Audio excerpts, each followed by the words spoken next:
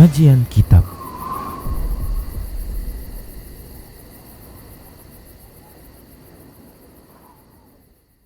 Bismillah, assalamualaikum warahmatullahi wabarakatuh. Innal hamdalillah nahmaduhu wa nasta'inuhu wa nastaghfiruh wa na'udzu billahi min shururi anfusina wa min sayyiati a'malina. Man yahdihillahu fala mudhillalah wa man yudlilhu fala hadiyalah. Wa asyhadu an la ilaha illallah wahdahu la syarikalah.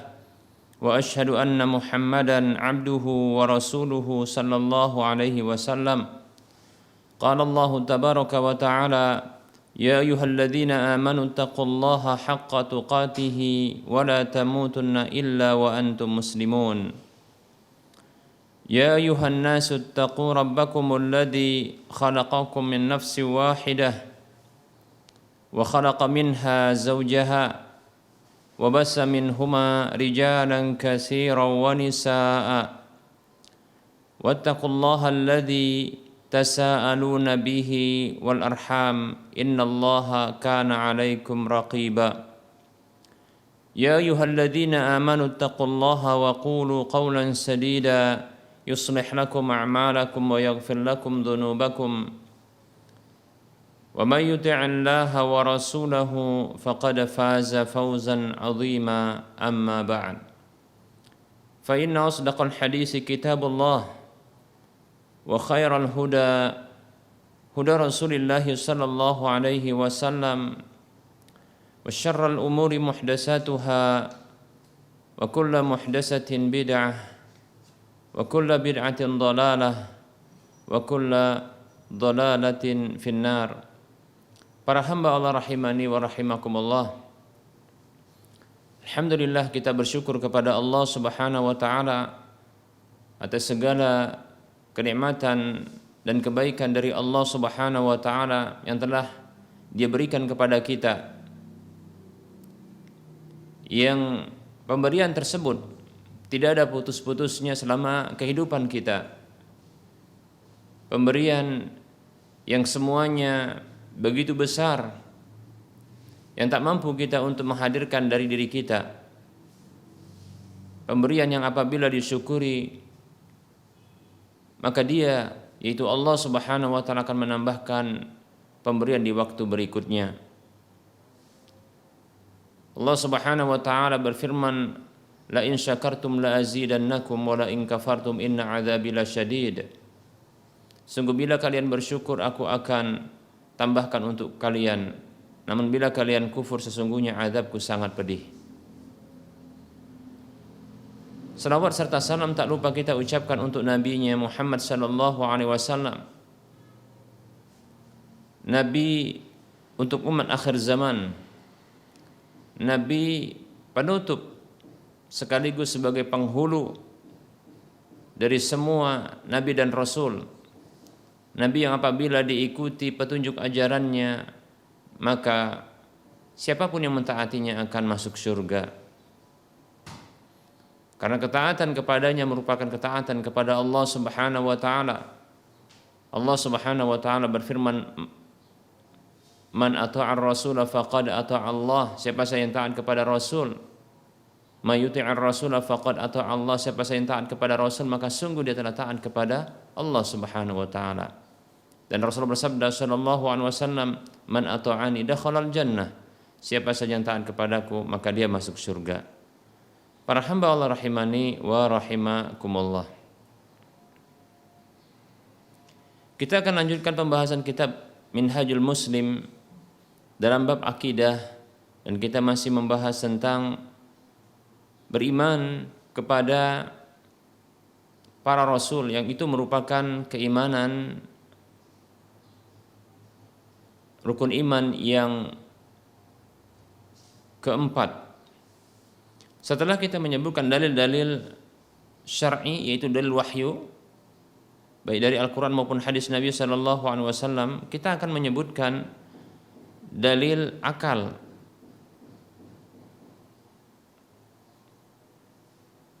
yang menunjukkan bahwa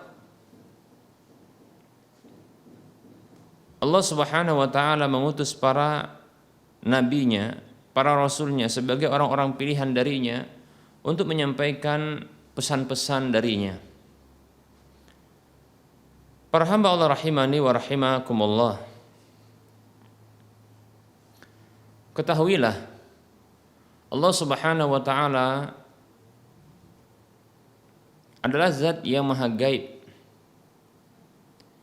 yang Allah Subhanahu wa taala tidak menampakkan dirinya kepada para hambanya selama mereka hidup dalam kehidupan dunia. Dan itu merupakan bentuk kasih sayang Allah Subhanahu wa taala tatkala Allah Subhanahu wa taala tidak menampakkan dirinya agar bisa dilihat oleh makhluk-makhluknya.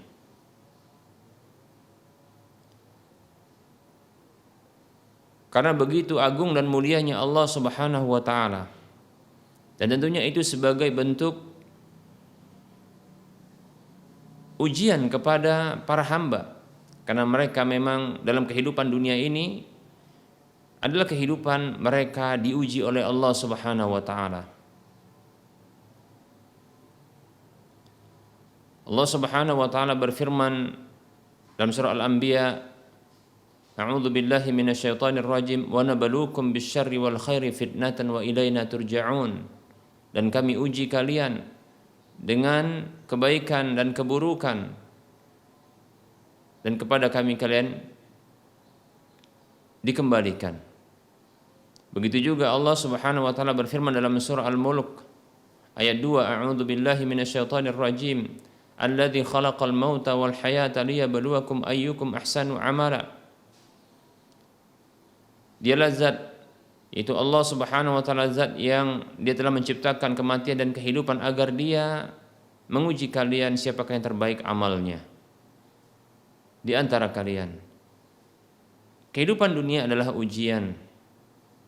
Di antara ujian tersebut adalah ujian keimanan, yaitu apakah para hamba mau mengimani Allah Subhanahu wa taala, zat yang maha gaib yang tak menampakkan dirinya kepada para hambanya, namun senantiasa memperhatikan para hamba, memberikan apa saja menjadi kebutuhan bagi mereka.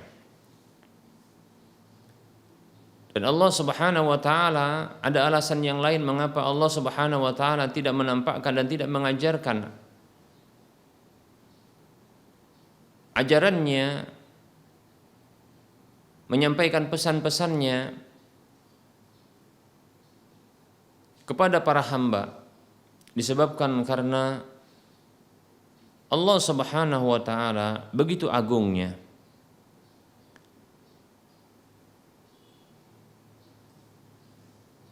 Allah Subhanahu wa taala tak mampu untuk dilihat oleh para hamba. Bahkan tak ada satupun dari makhluk yang mampu untuk bisa melihat Allah Subhanahu wa taala. Di antara makhluk yang mulia, hamba mulia adalah Nabi Musa alaihissalam.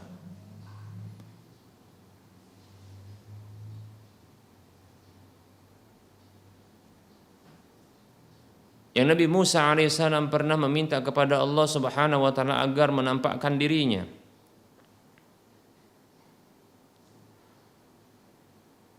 Dalam surah Al-A'raf ayat 143 Allah mengatakan, A'udzu billahi minasyaitonir rajim, walamma jaa Musa limiqatina wa kallamahu rabbuhu qala rabbi arini anzur ilaika qala lan tarani walakin anzur ilal jabali fa in istaqarra makanahu fasawfa tarani falamma tajalla rabbuhu lil jabali ja'alahu dakka wa kharra Musa sa'iqa falamma afaqa qala subhanaka tubtu ilaika wa ana awwalul mu'minin.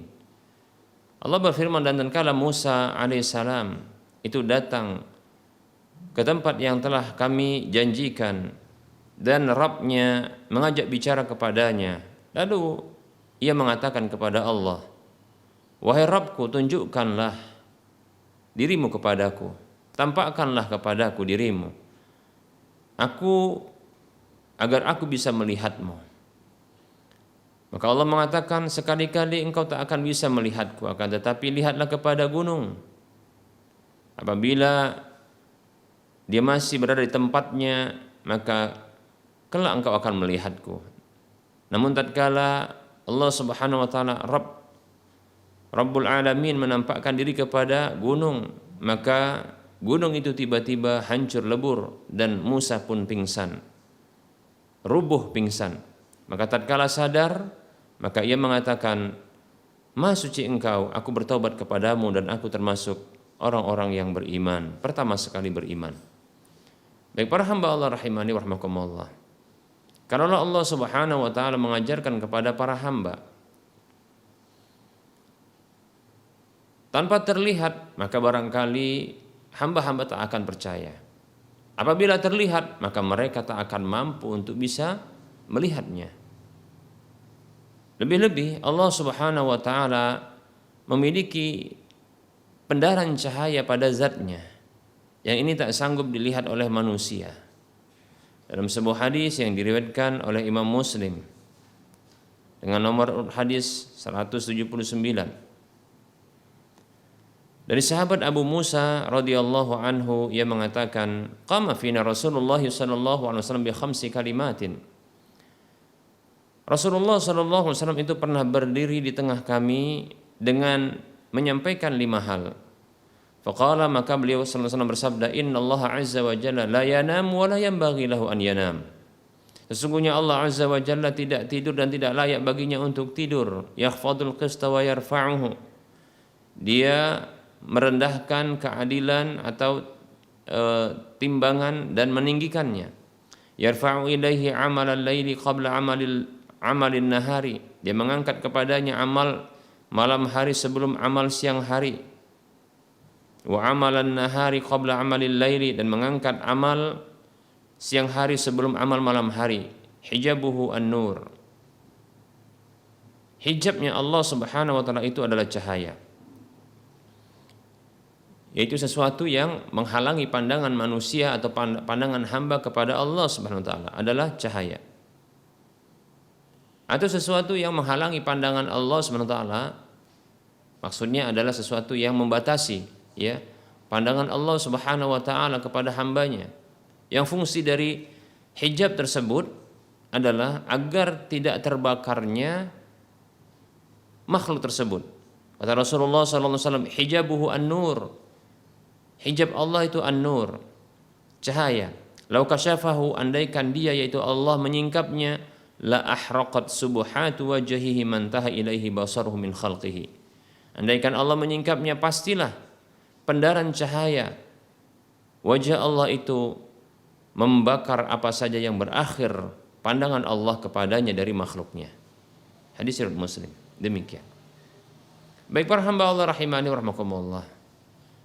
Nah, ini merupakan bentuk ya hikmah mengapa Allah Subhanahu wa taala mengutus para nabi dan rasul.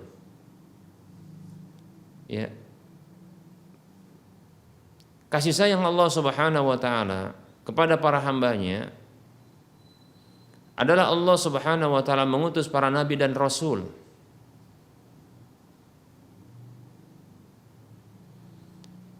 Karena Allah Subhanahu wa taala tidak ingin mencelakakan hambanya dengan berbicara langsung kepadanya atau menampakkan dirinya kepada mereka.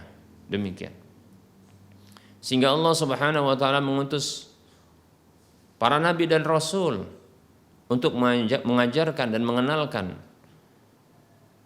apa saja yang menjadi aturan bagi Allah Subhanahu wa taala, dan itu merupakan ya bentuk kasih sayang Allah Subhanahu wa taala. Dan apa yang disampaikan itu, ajaran tersebut itu pun memuat kasih sayang Allah Subhanahu wa taala. Baik para hamba Allah rahimani wa rahmakumullah. Kemudian penjelasan berikutnya dari dalil-dalil akal yang menunjukkan bahwa Allah Subhanahu wa taala mengutus para nabi dan rasul,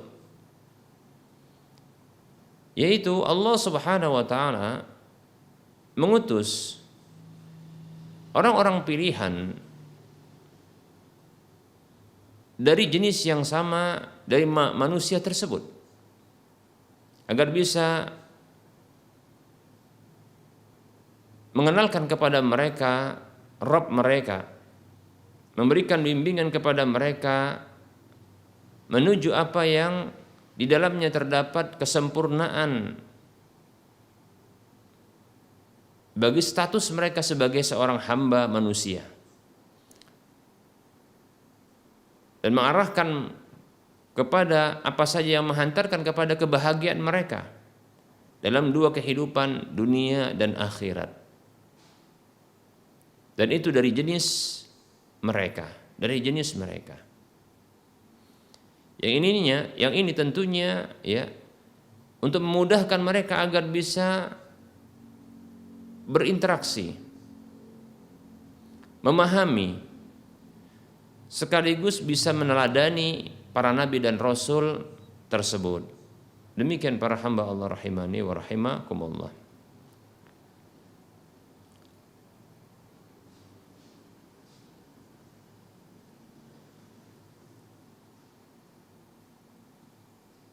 Allah Subhanahu wa taala menciptakan para hamba untuk beribadah kepadanya.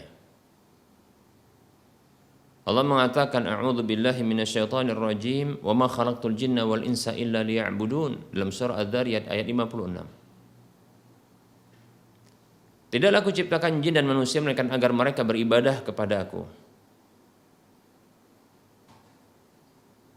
Nah, para hamba Allah rahimani wa rahimakumullah, agar para hamba tersebut mereka bisa tepat dan benar dalam beribadah kepada Allah Subhanahu wa taala, maka butuhnya Allah Subhanahu wa taala, atau kita katakan butuhnya para hamba ya kepada Allah yang mengutus para nabi dan rasul dari kalangan mereka sendiri, agar para nabi dan rasul tersebut bisa mengajarkan kepada para hamba itu bagaimana cara mengibadahi Allah Subhanahu wa taala, bagaimana cara mentaati Allah Subhanahu wa taala. Sehingga dengan hal tersebut mereka bisa ya menyempurnakan status mereka sebagai hamba, dan mereka bisa merealisasikan tujuan dari kehidupan mereka, yaitu beribadah kepada Allah semata. Demikian para hamba Allah. A'azzani Allah wa iyyakum jami'ah.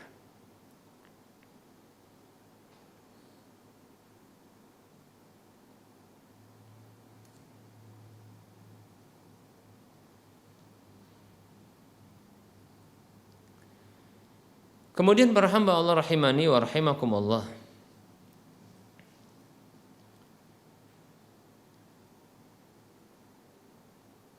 di antara dalil akal yang menunjukkan bahwa Allah Subhanahu wa taala mengutus para nabi dan rasul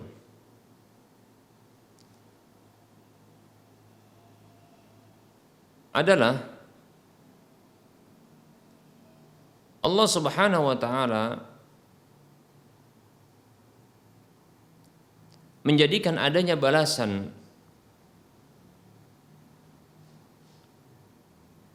baik itu berupa pahala atas sebuah kebaikan, begitu juga ancaman siksa dari sebuah keburukan. Yang keduanya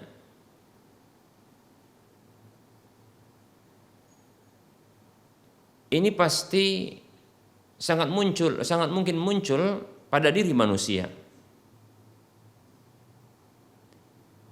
sehingga butuhnya untuk ya dibersihkan sebuah jiwa manusia itu,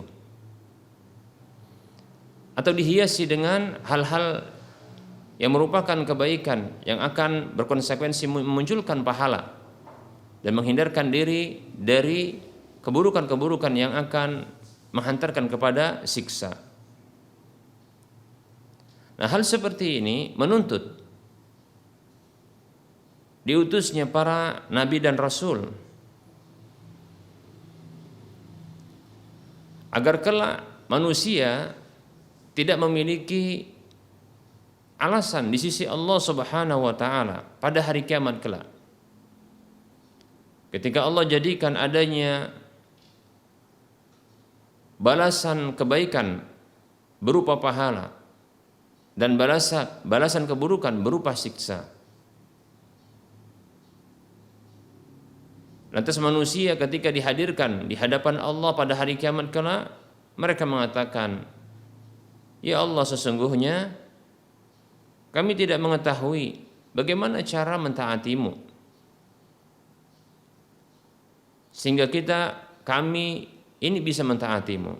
Dan kami juga tidak mengetahui apa saja yang menjadikan kami bermaksiat kepadamu, sehingga kami bisa menghindarinya. Sementara tidak ada kezaliman pada hari ini, maka janganlah siksa kami." Demikian. Nah, baik para hamba Allah rahimani wa rahimakumullah, dengan diutusnya para nabi dan rasul yang mengajarkan bagaimana cara mengibadahi Allah Subhanahu wa taala dan apa saja yang dilarang oleh Allah Subhanahu wa taala. Bahkan cara beribadah, bagaimana ibadah kepada Allah secara rinci ini diajarkan oleh Rasul tersebut. Sebagaimana rincian-rincian dari keburukan-keburukan, kemaksiatan-kemaksiatan tersebut diberitahu oleh para nabi dan Rasul tersebut agar dihindari. Yang ini menjadi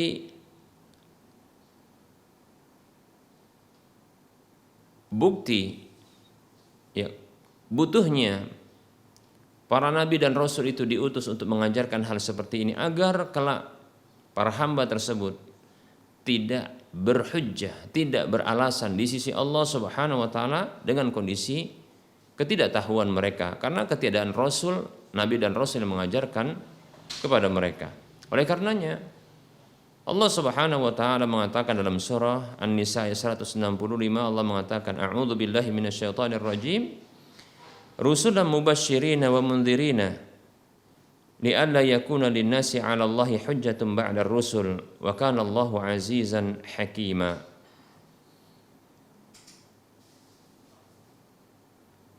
Mereka itu sebagai para rasul, utusan-utusan Allah Subhanahu wa taala, mubasysyirin wa mundhirin, yang bertugas untuk memberikan kabar gembira sekaligus peringatan agar tidak ada bagi manusia di sisi Allah kelak alasan lagi setelah diutusnya para rasul tersebut. Dan Allah Subhanahu wa taala adalah zat yang maha perkasa lagi maha bijaksana. Demikian para hamba Allah rahimani wa rahimakumullah.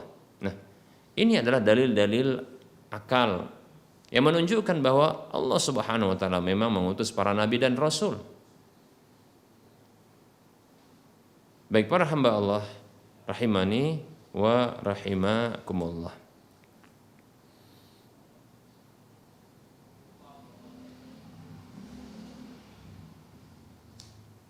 Kita cukupkan untuk penyampaian materi dan insyaallah taala kita akan lanjutkan pada waktu mendatang dengan menyebutkan secara rinci keimanan terhadap nabi yang diutus kepada kita, yaitu Nabi Muhammad sallallahu alaihi wasallam, dan insyaallah taala itu akan kita sebutkan di pertemuan berikutnya. Baik, kita akan masuki sesi soal jawab. Dipersilahkan kepada para pemirsa untuk bertanya secara langsung di nomor 0822 8888 6630. Ini nomor layanan kami untuk bisa berhubungan langsung, ya, bertanya interaktif, dan insyaallah taala akan dijawab langsung. Namun apabila ingin bertanya lewat tulisan, maka silahkan kirimkan pertanyaan di nomor layanan kami 0852 6190 4177 lewat chatting SMS. Demikian. Baik, kita akan masuki terlebih dahulu pertanyaan yang telah masuk lewat tulisan.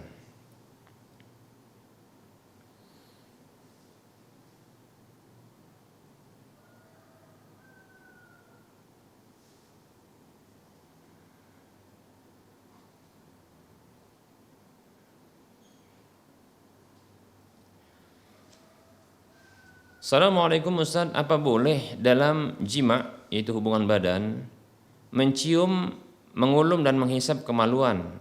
Dan apakah hukumnya? Syukron. Ini pertanyaan agak tabu sedikit ya. Tapi tidak mengapa, kita akan sebutkan hukumnya. Jadi ya, pertanyaan-pertanyaan yang terkadang tabu juga pernah ditanyakan kepada Rasulullah SAW. Namun Rasulullah SAW menjawab ya pertanyaan tersebut ya, karena Allah Subhanahu Wa Taala tidak malu dari sebuah kebenaran. Maka ini butuhnya untuk kita jawab ya pertanyaan tersebut walaupun tabu ya. Waalaikumsalam warahmatullahi wabarakatuh. Hukum mencium, mengulum dan menghisap kemaluan, maka ini harus ada rincian.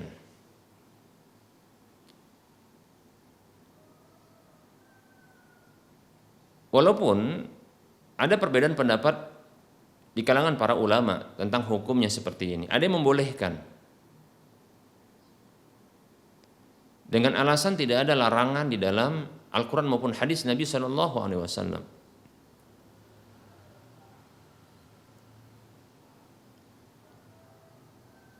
Bahkan disebutkan dalam Al-Quran, nisa'ukum harsul lakum fa'tu harsakum anna syi'tum.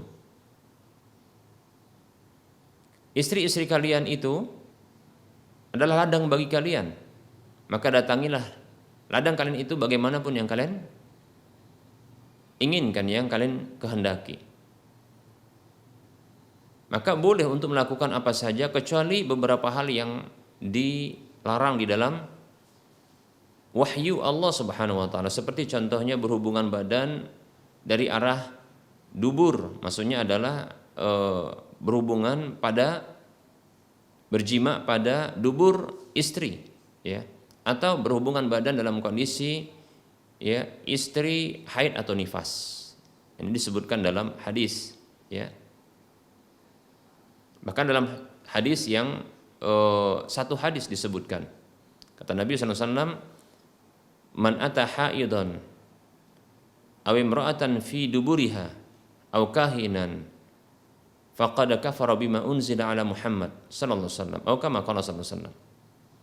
Siapa saja mendatangi wanita yang haid, maksudnya menggauli istri dalam kondisi istri tersebut haid pada kemaluannya, itu menggauli istri pada kemaluannya dalam kondisi haid, disamakan dengan itu nifas, atau menggauli istri pada duburnya, atau mendatangi dukun, tukang ramal atau semisalnya, maka sungguh dia telah kufur terhadap apa yang diturunkan kepada Nabi Muhammad SAW.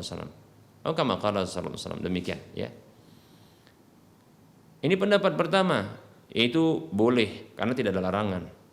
Ya, kemudian yang kedua adalah pendapat yang menyatakan tidak boleh. Ya. Setidaknya hukumnya adalah makruh. Mengapa demikian? Karena sesungguhnya kemaluan itu adalah tempat keluarnya ya, tempat keluarnya kotoran-kotoran. Atau paling tidak minimalnya sesuatu yang menjijikkan. Sementara mulut adalah ya alat untuk memasukkan sesuatu yang baik seperti makanan, minuman. Nah, begitu juga keluar darinya ya sesuatu yang bisa untuk zikir kepada Allah atau membaca Al-Qur'an. Nah, seperti itu. Maka tidak layak ya untuk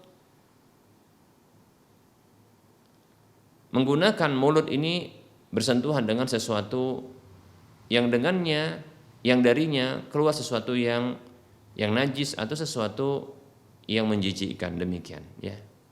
Wallahu taala alam. Saya pribadi lebih condong kepada merinci permasalahan ini. Kita katakan hukum makruh tentunya tidaklah menunjukkan dosa.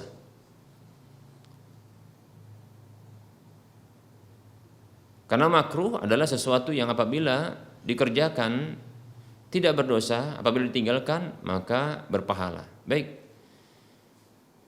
Kalau ditanya apakah berdosa, yaitu melakukan kuluman atau hisapan atau ciuman kepada kemaluan, maka kita katakan rinci dalam masalah ini, harus merinci.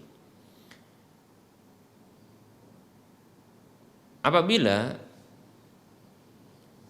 suami atau istri melakukan ciuman, kuluman atau hisapan pada kemaluan pasangannya dalam kondisi hanya sekedar merangsang, menaikkan syahwat, dan belum ketika itu keluar madhi,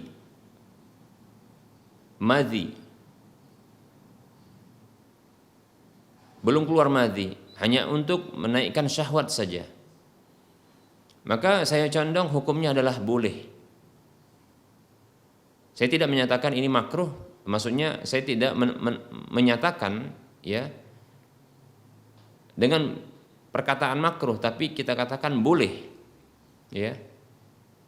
Boleh, artinya tidak ada dosa di sana untuk menaikkan syahwat dengan cara seperti itu.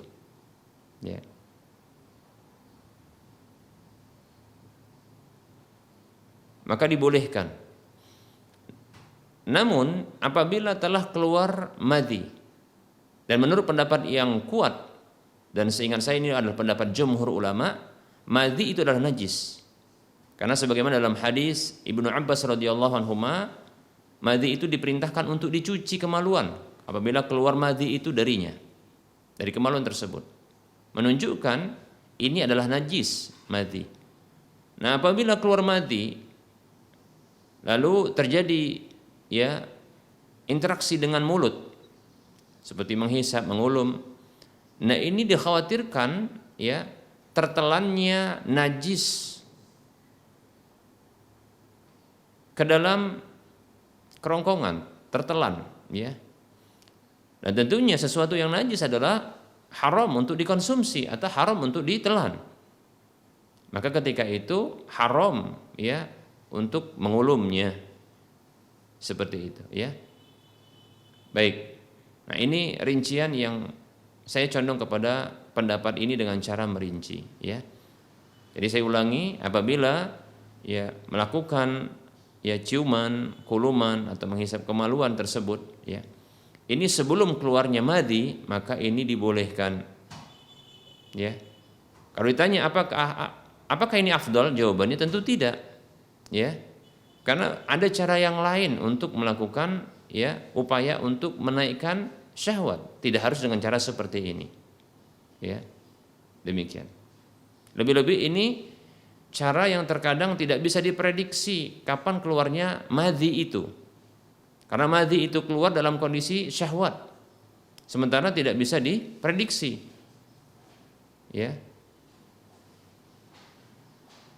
Pasangan kita saja yang tidak mengalami keluarnya madhi itu terkadang pasangan yang kita katakan orang yang melakukan madhi itu terkadang dia tidak menyadari atau tidak sadar keluarnya madhi itu. Lalu bagaimana dengan orang yang melakukan kuluman tersebut, yang madhi itu bukan miliknya?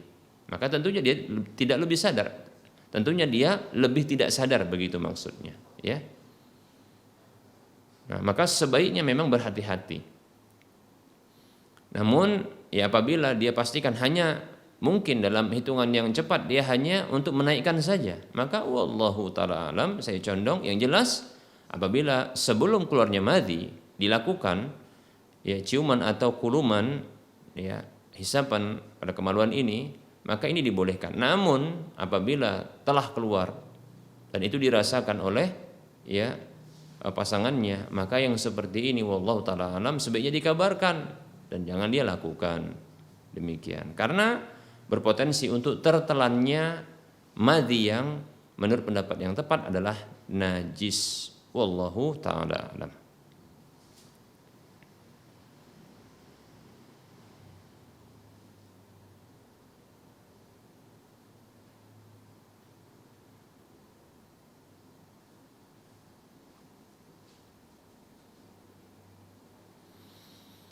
Ada pertanyaan, Assalamualaikum warahmatullahi wabarakatuh. Maaf Ustaz, saya mau bertanya.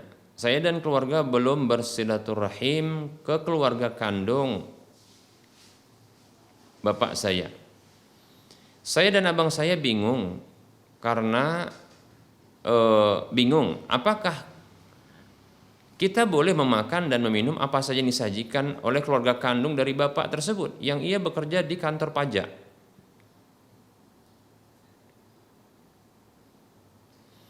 Apakah ada solusi untuk menghindarinya tanpa memutuskan silaturahim? Syukran Ustaz.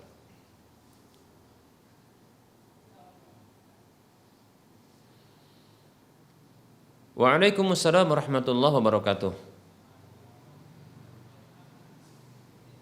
Silaturahim merupakan perkara yang disyariatkan, bahkan diharamkan untuk memutuskan tali silaturahim.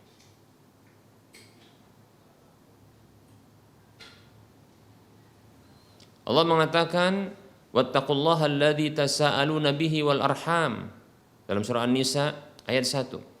Bertakwalah kepada Allah Subhanahu wa taala yang dengannya kalian saling meminta. Dan sambunglah tali silaturahim.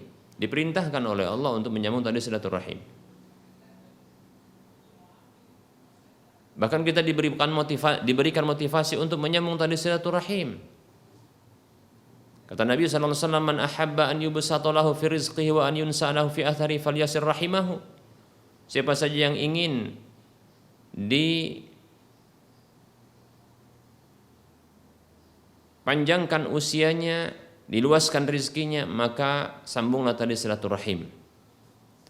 Itu rahimnya, demikian ya. Itu orang-orang yang memiliki hubungan kekerabatan dengannya. Saudara ayah termasuk adalah kerabat. Maka ada kewajiban untuk menyambung silaturahim dengannya. Baik para hamba Allah rahimani rahimakumullah. Permasalahannya adalah saudara ayah ini bekerja sebagai pegawai pajak. Baik para hamba Allah rahimani rahimakumullah. Setahu saya ada perbedaan pendapat di kalangan para ulama tentang hukum ya pajak dan bekerja di instansi ya perpajakan seperti ini. Baik para hamba Allah rahimani rahimakumullah. Dari pertanyaan yang diajukan sepertinya sang penanya ini lebih condong untuk mengharamkan. Baik, andaikan pun haram, bagi berpendapat itu adalah haram, maka ketahuilah ya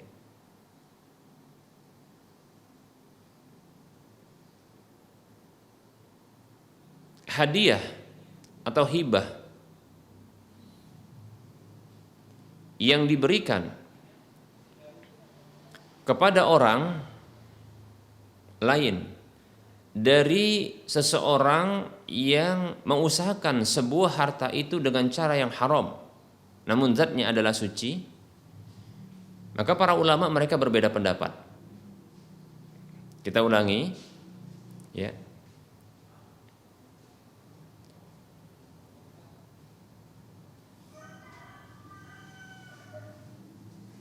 Orang yang bekerja pada sebuah pekerjaan yang haram, cara mendapatkan rizki dengan cara yang haram,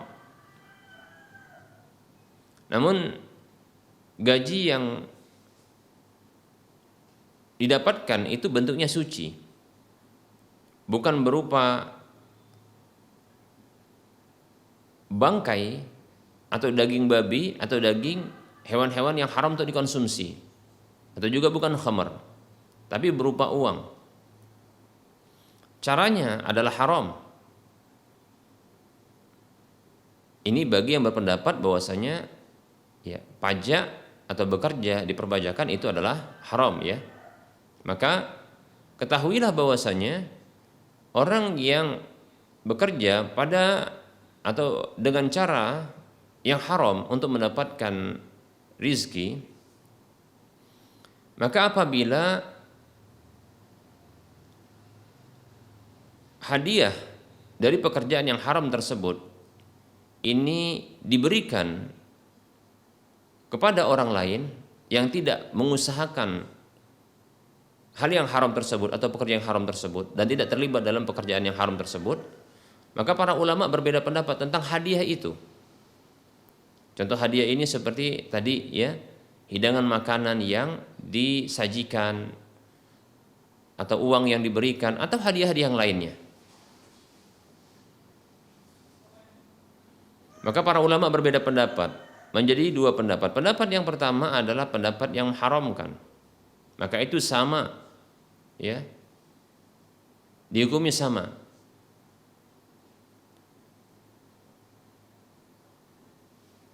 Caranya haram, maka apabila dipindah tangankan juga haram kepada orang lain.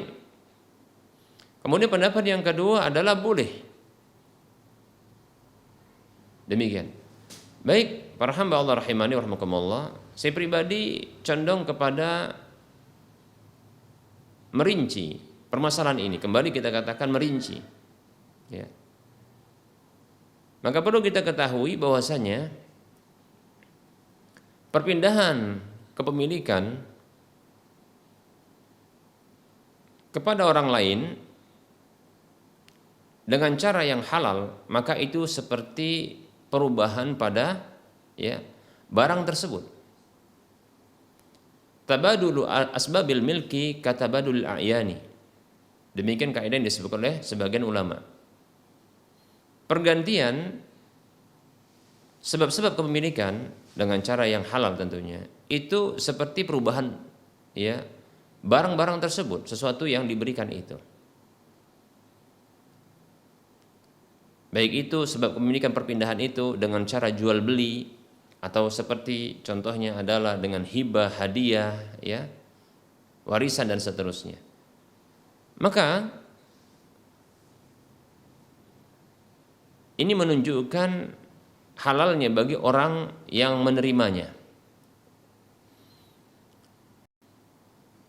Bahkan Nabi SAW pernah menerima hadiah dari orang kafir, seperti orang-orang Yahudi yang dikenal mereka ini berjual beli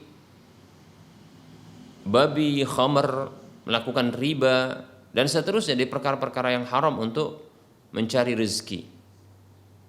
Namun Nabi SAW ketika menerima hadiah dari mereka, beliau tidak bertanya, bahkan beliau menerimanya. Demikian. Seperti contohnya Nabi SAW pernah menerima hadiah berupa kambing yang telah dimasak oleh seorang wanita Yahudi, lalu dihadiahkan kepada Nabi SAW. Nah, dan Nabi menerimanya, demikian. Dan Nabi tidak bertanya, bahkan beliau memakannya. Begitu juga Nabi SAW pernah berjual beli, membeli makanan dari orang Yahudi. Dan Nabi SAW tidak bertanya, dari mana ini ya barangnya? Apakah dengan cara ya modalnya itu adalah dari jual beli babi dan khamar? Tidak demikian. Ini menunjukkan bahwasanya perpindahan kepemilikan, perpindahan sebab kepemilikan tersebut ya dari satu pihak kepada pihak yang lain ini seperti perubahan pada barangnya, demikian status barangnya. Baik para hamba Allah rahimani wa rahimakumullah. Bahkan ada asar dari Umar radhiyallahu anhu tatkala beliau menjadi khalifah, dan ini disebutkan oleh Imam Ibnu Taimiyah rahimahullah taala dalam Al-Majmu' Fatawa beliau, ya. Bahwa Umar radhiyallahu an pernah dilaporkan kepada beliau oleh Bilal tentang para pegawai Umar. Jadi Bilal radhiyallahu an melihat sebagian pegawai Umar yang ditugaskan sebagai petugas jizyah, yaitu pajak upeti yang ditarik dari orang-orang ahlul kitab. Mereka ini menerima jizyah berupa babi dan khamar. Maka Bilal melaporkan kepada Umar radhiyallahu anhu. Maka Umar memanggil mereka lalu mengatakan, "Walluhum bai'aha wa khudhu antum asmanaha." Biarkan mereka yang menjual belikannya dan kalian ambil dari mereka itu hasil jual belinya. Jadi Umar memerintahkan kepada para pegawainya untuk membiarkan mereka yang menjual belikan babi dan khamar tersebut. Dan jangan diambil babi itu dan khamar tersebut karena tidak bermanfaat bagi kaum muslimin karena zatnya adalah haram. Biarkan mereka yang berjual beli sehingga dari jual beli tersebut didapatkan uang. Lalu uang itu diambil oleh kaum muslimin sebagai jizyah dari mereka, pembayaran upeti. Padahal kita mengetahui bahwasanya hasil jual beli dari barang-barang yang haram untuk dikonsumsi adalah haram pula. Kata Rasulullah SAW, Inna Allah idha harrama akla syai'in harrama samanahu. Hadis riwayat Ahmad dan yang lainnya. Sesungguhnya Allah apabila mengharamkan memakan sesuatu, mengkonsumsi sesuatu, maka Allah mengharamkan hasil jual belinya. Haram hanya saja uang dari hasil jual beli babi dan khamar tersebut berpindah kepemilikannya kepada kaum muslimin itu lewat jizyah. Dan itu halal. Demikian. Jadi, hadiah dari orang-orang yang mengusahakan rezeki dengan cara yang haram, yang zat dari rezeki tersebut adalah halal, maka halal pula kepada bagi orang yang menerimanya, yang menerima hadiah tersebut atau pemberian tersebut. Namun ada syaratnya, ini yang saya katakan rinciannya. Syaratnya adalah ketika menerima tersebut tidak menjadi pembenaran atas tindakan yang haram yang dilakukan oleh orang tersebut. Jadi jangan sampai menerima hadiah atau memakan makanan pemberiannya, atau berjual beli dengannya, ini menjadi dukungan, menjadi pembenaran atas tindakannya tersebut. Seperti contohnya, orang tersebut mengatakan, ini saja orang yang berjenggot yang katanya soleh, istrinya menutup aurat dan dia rajin ke masjid, suka nuntut ilmu, itu saja dia memakan pemberian makanan saya, atau menerima hadiah pemberian saya, atau berjual beli dengan saya. Dengan itu dia legalkan, dia benarkan tindakan haram tersebut. Nah ini kalau demikian maka tidak boleh bagi orang yang mengetahui hal tersebut, ini akan dijadikan pembenaran, interaksinya dalam urusan harta tersebut ini menjadi pembenaran atas tindakan yang haram tersebut, maka tidak dibenarkan. Wallahu ta'ala a'lam. Nah seperti itu rinciannya. Semoga bermanfaat.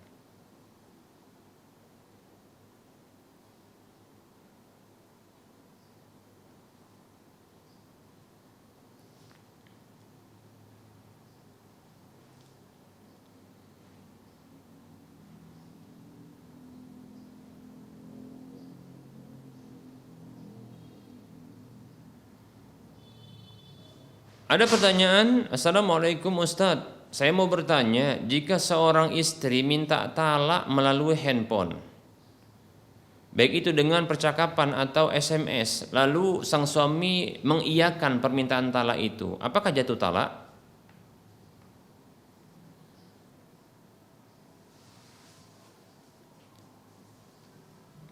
Waalaikumsalam warahmatullahi wabarakatuh. Sesungguhnya talak itu ada pada suami. Apabila seorang istri minta talak, maka sesungguhnya tidak jatuh talak hanya sekedar permintaannya saja. Dan wanita, seorang istri yang minta talak tanpa ada alasan yang dibenarkan, tidak ada kezaliman pada dirinya yang dilakukan oleh suaminya,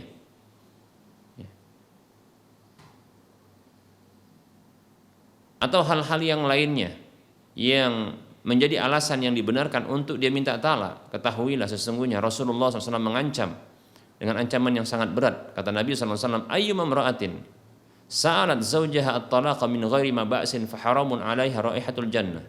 Hadis ini diriwayatkan oleh Imam Ibnu Majah dan yang lainnya. Disahihkan oleh Syekh Al-Albani rahimahullahu taala. Wanita mana saja yang minta talak, minta cerai dari suaminya tanpa alasan yang dibenarkan, maka haram baginya mencium aroma surga.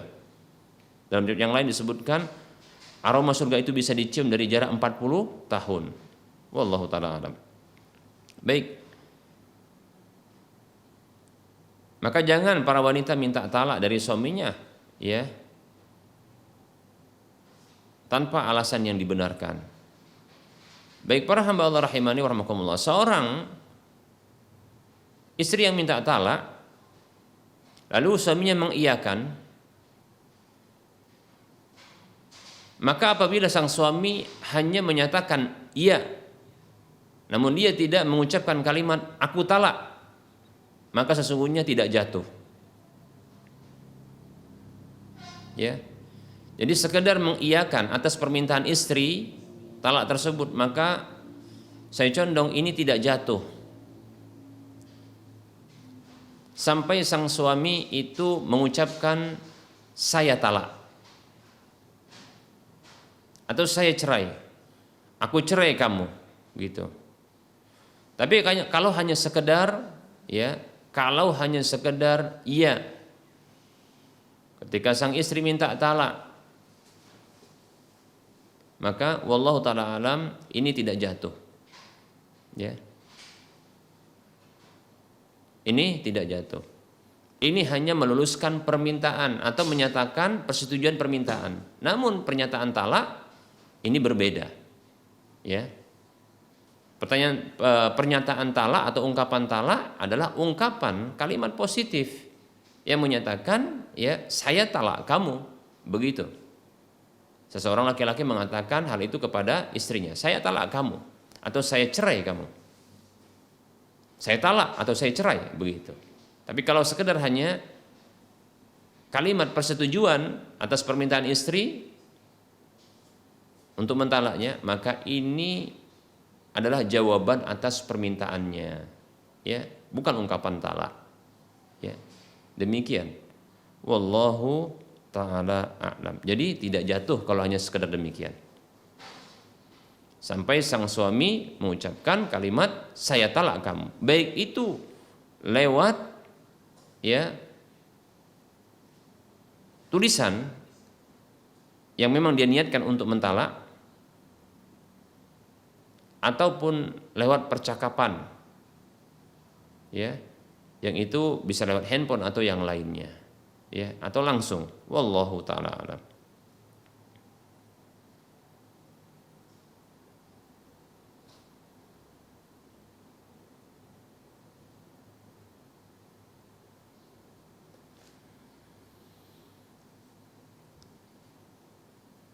Ada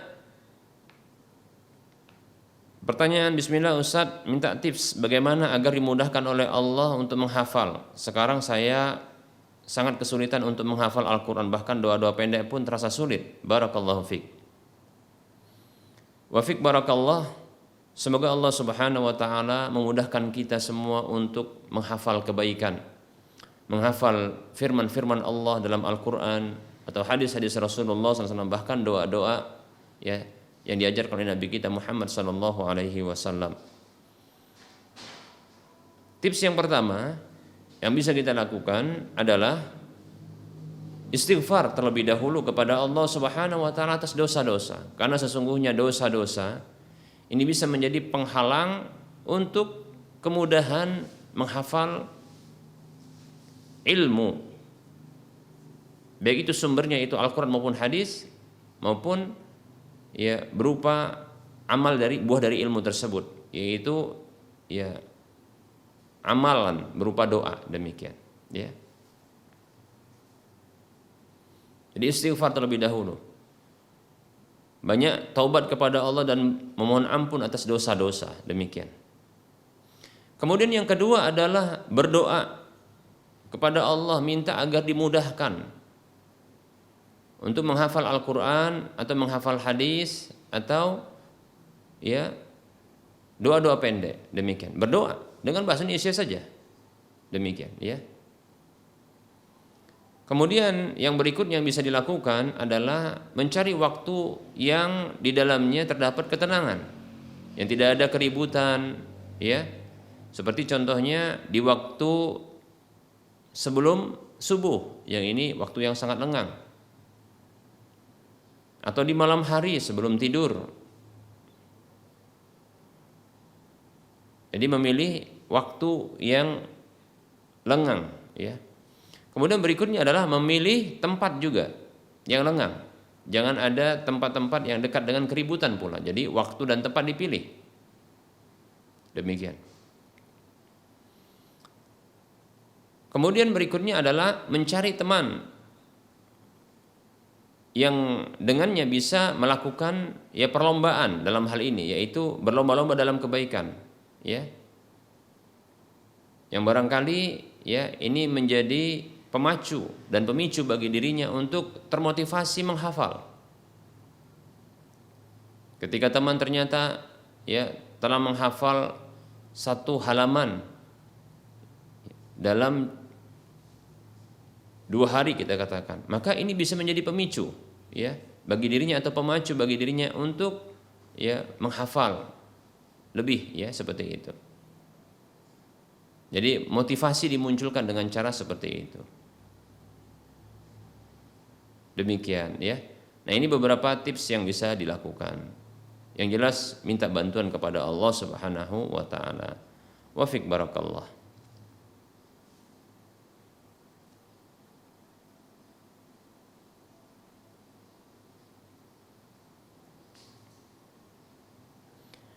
Ada pertanyaan, Assalamualaikum warahmatullahi wabarakatuh. Semoga Allah menjaga Ustadz selalu beserta keluarga.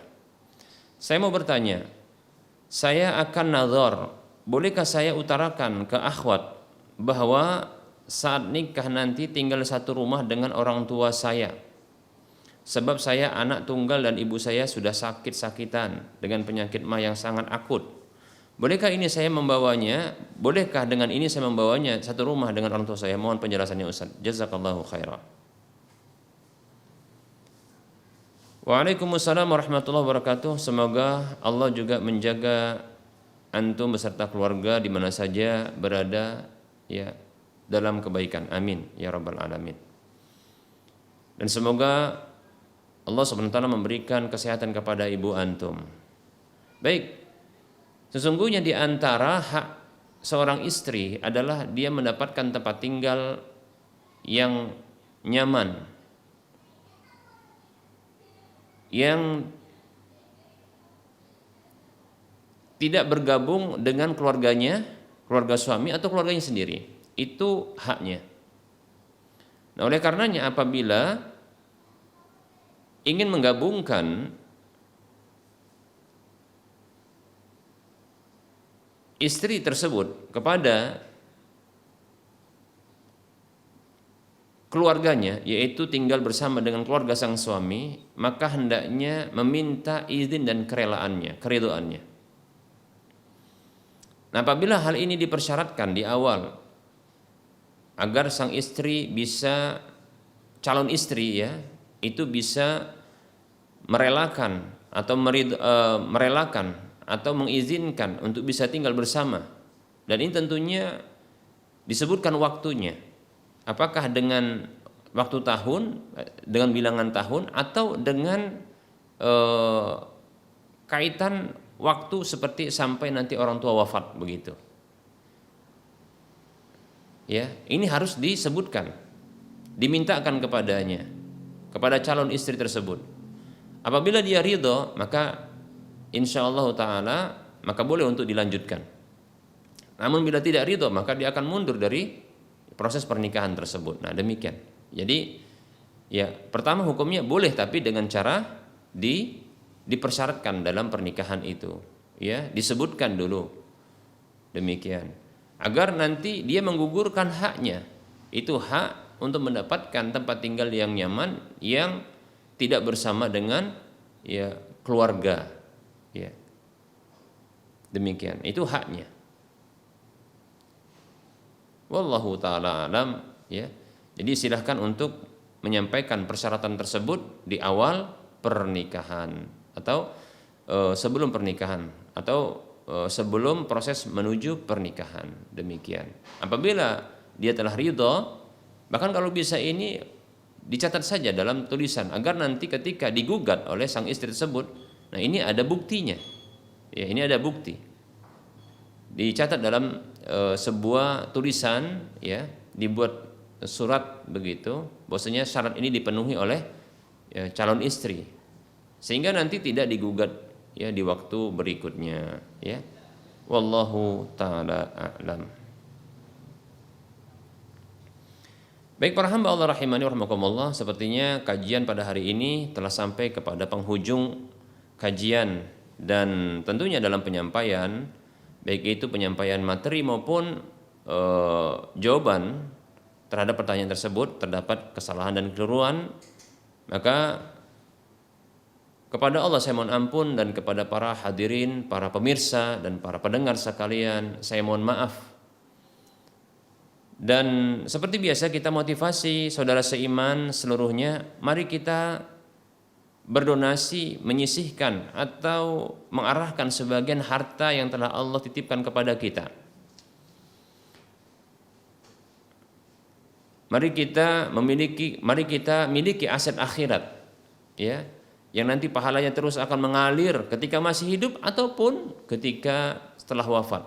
Tatkala aset akhirat ini ternyata dimanfaatkan oleh orang lain, bahkan dimanfaatkan untuk ketaatan kepada Allah Subhanahu wa taala, maka kita akan dapatkan pahalanya. Mari ya berdonasi, berinfak atau bersedekah dengan sedekah jariyah untuk membebaskan lahan yang nantinya akan dibangun di atas lahan tersebut Masjid Al-Muwahhidin.